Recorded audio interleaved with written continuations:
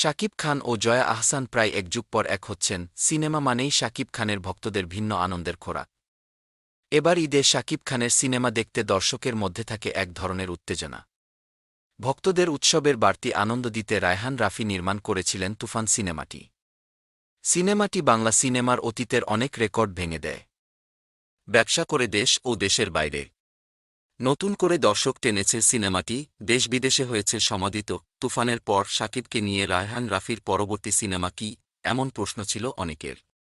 এমন প্রশ্ন যখন ভক্তদের হৃদয়ে, ঠিক তখনই এল নতুন খবর।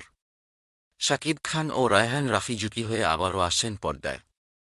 তুফান ২ না হলেও নতুন নামে নতুন সিনেমা নিয়েই হাজির হবেন দুজন। সিনেমার নাম আগেই জানা গিয়েছিল।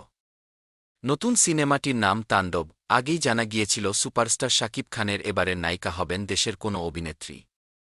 সত্য হল তাই। রায়হান রাফি পরিচালিত মেগাস্টার শাকিব খান অভিনীত তাণ্ডব সিনেমায় অভিনয় করবেন জনপ্রিয় অভিনেত্রী জয়া আহসান। প্রযোজক সমিতির বিশ্বস্ত একটি সূত্র সময়ের কণ্ঠস্বরকে নিশ্চিত করেছে এ তথ্য। ব্লকবাস্টার তুফানের পর শাকিব রাফি আবারও আসছেন বাজিমাত করতে, এমনটাই ভাবছেন বাংলা সিনেপ্রেমীরা। তাণ্ডবে থাকবেন আরও একজন দেশি নায়িকা। তবে এ চরিত্রে চূড়ান্ত হয়নি কেউ।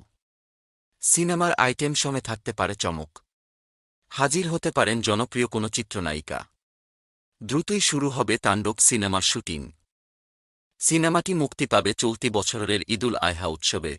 শাকিব খান জয়া আহসানকে সর্বশেষ দেখা গিয়েছিল ২০১৩ সালে পূর্ণদৈর্ঘ্য প্রেম কাহিনী সিনেমায়। এটি শাকিব খান অভিনীত ২০তম চলচ্চিত্র।